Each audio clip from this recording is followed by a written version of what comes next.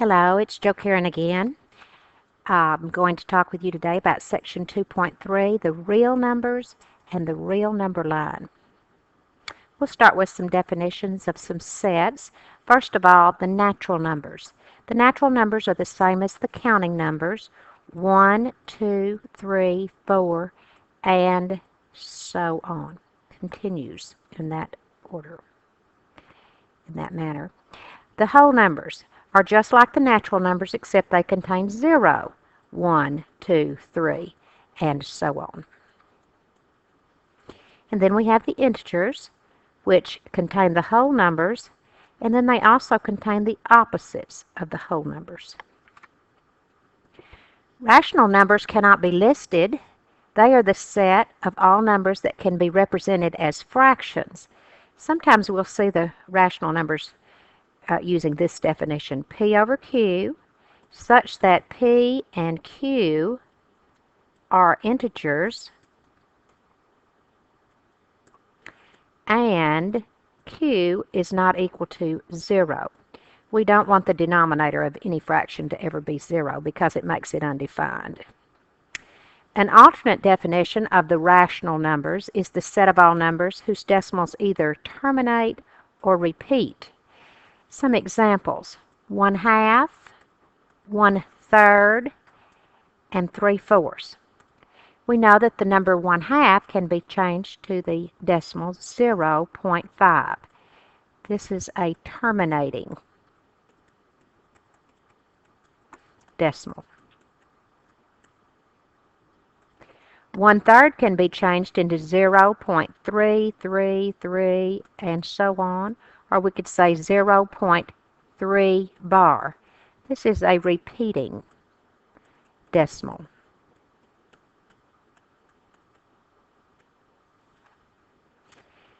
And the number 3/4 can be changed into 0.75, and this is a terminating decimal. Irrational numbers are the complete opposites of rational numbers. Their decimals do not terminate and they do not repeat. Some examples are pi, e, the square root of 2, and the square root of 3. And there's an entire chapter later on devoted to this subject. We know that the square root of 4 is equal to 2, and it is not irrational. The square root of 4, which is equal to 2, this number is rational. But those 4 that I listed are irrationals. They cannot be changed back into fractions. Their decimals do not terminate and do not repeat. Real numbers are the set of numbers that include the rationals and the irrational numbers. Let's look at some examples. We're given set A to equal to -10, the square root of 7, -1.5, -2/3, 0, 26, 5.5, and 9. List all the numbers from set A that are natural numbers. So I want to list all the ones that are counting numbers. That would remove any fractions. It would remove any decimals. 0 cannot be included because it is not a counting number. So we'll have 26 and 9. And I might write them in order, 9 and 26. Those are the ones that are natural numbers. Then we want to look at the ones that are whole numbers. So we'll get the 9 and the 26, and we'll also have to pick up the 0. The whole numbers are the counting numbers plus 0. 0, 9, and 26.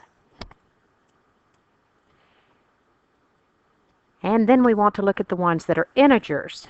So we'll have our 9, we'll have our 26, we'll have our 0, and anything that is an opposite of a whole number, that would add -10 to the list. -10, 0, 26, and 9. Now we're going to look at the ones that are rational. In order to pick out the rationals, it might be easier just to say that this one right here, the square root of 7, is irrational. Square root of 7 is irrational. All of the rest of them are rational. Negative 10, negative 1 1/2, negative 2/3, 0, 26, 5 1/2, and 9. All of these can be converted into fractions. Even if I have the number 9, I can always convert it into a fraction, 9 over 1. I can convert every one of those into fractions. And now we want to look at the ones that are irrational, and we've already really talked about that one. The only one that is irrational is the square root of 7. Real numbers, the real number line. Let's draw the real number line. Take a look at what that looks like. We'll have 0 in the middle, 1, 2, 3, 4, 5, and on the other side we'll have negative 1, negative 2, negative 3, negative 4, and negative 5. Definition: for any two real numbers, A is less than B if and only if A is to the left of B on the real number line. Plot or graph the following numbers on the real number line and circle the smaller number. So I'm going to make me a graph. 0, 1, 2, 3, 4, 5, 6, 7. Now when I plot a number like 3, I'll just put a dot where the 3 is, a big filled-in dot. And when I plot 7, I'll just put a dot where the 7 is. And I want to circle the smaller one. I'll circle the 3 because it is on the left of 7. The one on the left is the little one, and the one on the right is the big one. And now I want to 0, negative 1, negative 2, negative 3, and negative 4. And I might put a couple over on this side just to make it look pretty. Negative 4, I'm going to put a filled-in circle where the negative 4 is. I'm going to put a filled-in dot where the negative 2 is. And I was asked to circle the smaller one. I'm going to circle the one on the left. It is the smallest. It's the little one. And then I'm going to go on with 1 and negative 5. So I have negative 5, negative 4, negative 3, negative 2, negative 1, 0, 1, and 2. So I'm going to put a dot on the 1 and a dot on the negative 5, and then I'm going to circle the negative 5 because it is the smaller one. The one on the left is the little one. The opposite of a number A is given by negative A. The opposite, negative A, is the same distance but in the opposite direction on the real number line from A. State the opposite of the given number. The opposite of 2 is. So let's look at that on the real number line. 0, 1, 2, negative 1, and negative 2. The opposite of 2 is negative 2. And do you see that those are both 2 units from 0 on the real number line? The opposite of negative 3 is positive 3. Example 3, the opposite of 0 is 0.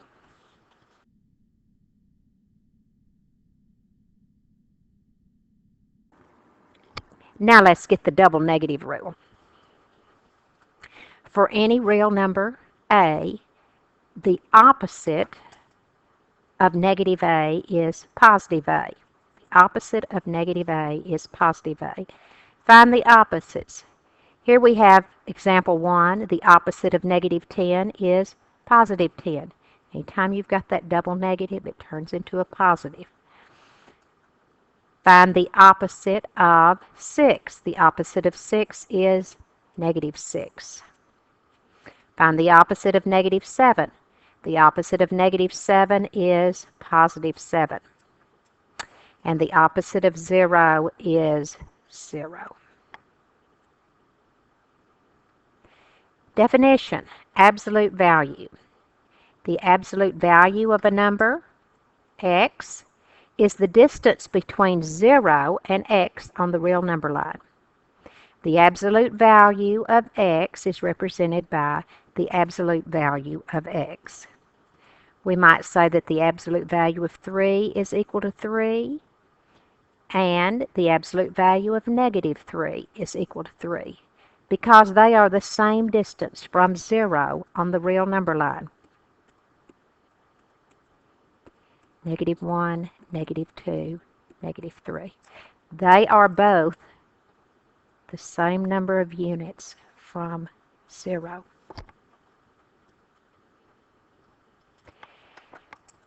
The absolute value of 1/2 is equal to 1/2, and the absolute value of negative 1/2 is equal to 1/2. And the absolute value of 0 is equal to 0.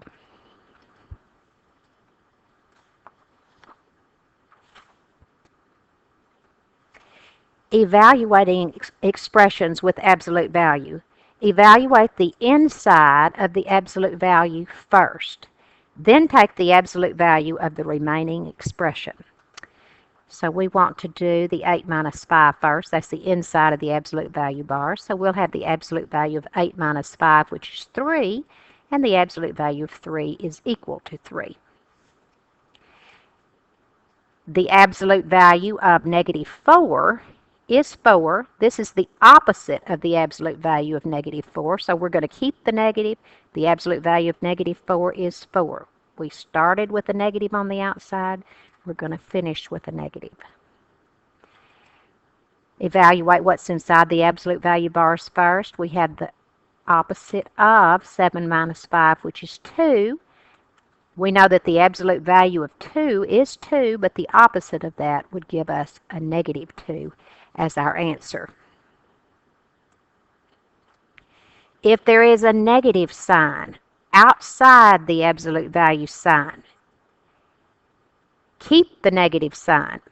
Keep the negative. If you have a negative outside the absolute value bars, keep the negative. The double negative rule does not apply if one negative sign is on the outside and the other is on the inside of absolute value signs. The double negative rule only works if you have parentheses. This is Jo Karen.